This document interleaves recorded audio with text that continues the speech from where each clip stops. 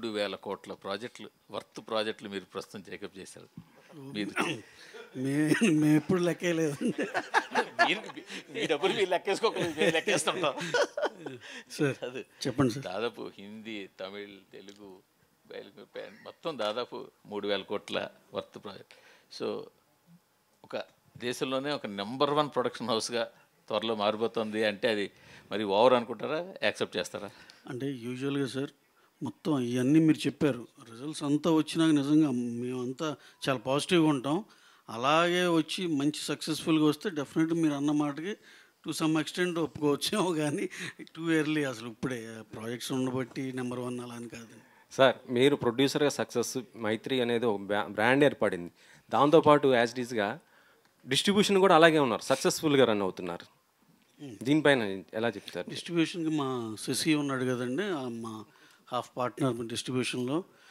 He runs the show అండి. అతను చాలా ప్యాషనేట్ అండ్ అగ్రెసివ్ అండి. ఆయన వల్లే నిజంగా మాకు డిస్ట్రిబ్యూషన్లో పేరు వచ్చిందని అనుకుంటాం.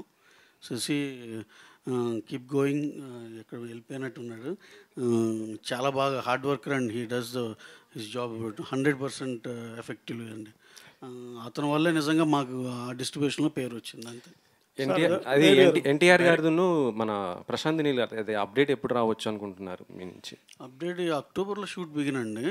అక్టోబర్ నవంబర్లో షూట్ బిగిన్ అవుతుంది. ఎన్టీఆర్ గారు డిసెంబర్లో జాయిన్ అవుతారండి.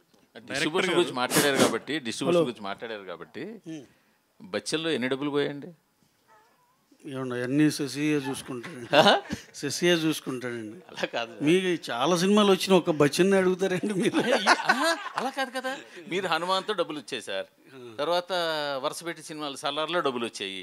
డబ్బులు వచ్చిన వాడి గురించి అడగక్కర్లేదు కదా, మీకు పెద్దగా డబ్బులు పోయింది బచ్చన్లోనే కదా, అందుకనే అది అడుగుతున్నా. సార్ ఈ డిస్ట్రిబ్యూషన్ అంటే కొన్నిట్లో వస్తాయి, కొన్నిట్లో పోతాయి, అన్నీ ప్రిపేర్ అయ్యాక దిగేది. డైరెక్టర్ గారు, మీరు టీజర్ ప్లే చేసినప్పుడు మిగతా అన్ని సీన్స్కి అలాగే డైలాగ్స్కి ఎంత అప్లాజ్ వచ్చిందో ఆ ఓరినా కొడక ఎపిసోడ్ కూడా అంతే అప్లాజ్ వచ్చింది. అంటే అది కూడా సీక్వెలేనా? ఫస్ట్ పార్ట్కి సీరియల్ సీక్వెలా లేకపోతే 20 years తర్వాత? సీరియల్స్ మామూలుగా 20 years గ్యాప్. అంటే ఇప్పటి వరకు నేను అబ్జర్వ్ చేసినంత వరకు సీరియల్స్ మీద బెస్ట్ ఎవర్ ట్రోల్ అంటే ఆ మత్తువదల రోల్లో వచ్చింది. ఇది కూడా అలాగే కంటిన్యూ చేస్తారు. ట్రోల్ ఏం కాదు సార్, లవ్ సార్ అంతే. సార్ ఏ డైరెక్టర్ అయినా ఫీల్ అయ్యి క్యారెక్టర్ని హీరో మీద ఆపాదిస్తుంటారు. అనుభవాలు కానీ, స్వీయ అనుభవాలు కానీ, చూసే అనుభవాలు కానీ. యాక్చువల్గా మత్తు అనే కాన్సెప్ట్ చాలా ఫేమస్. ప్రతివాడు కనెక్ట్ ఏదో విధంగా తీసుకోవాలనుకుంటారు.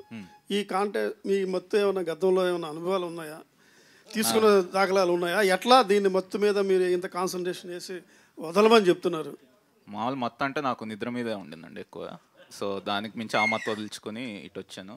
సో బేసిక్ మీరు అన్న దాని ప్రకారం మత్తు వదలరా అనేది ఫస్ట్ పార్ట్లో ఏంటంటే అది హీరోకి ఒక చిన్న ప్రాబ్లం లాగా ఉండి, దానికి ఇంకొకటి అప్పట్లో అంటే ఎప్పుడే బేసిక్గా అదే మీ ఎలాగో ఆ సినిమాలో కూడా వేసాను ఏంటంటే ఎండ్లో ఒక ఇంట్లో హోమ్ గ్రోన్ గంజాయి దొరికింది. సో అది బేసిక్గా ఐడియా అనమాట. కొత్త ఐడియా ఇచ్చారు జనాలకి. నేను ఇలే అండి, దాన్ని బట్టి తీసుకుంటున్నా. నేనేమి ఇవ్వట్లేదు సార్. మళ్ళీ చెప్తున్నా సార్, మత్తు వదలరా సార్. మళ్ళీ టైటిల్లో నాకు చెప్తే మళ్ళీ మత్తు వదిలేసారా లేదా? ఇంకా దానికి 3-4 నిద్ర మత్తు వదిలేసాను సార్. మిగతా మత్తుల గురించి నాకు తెలియదు, ఎవరు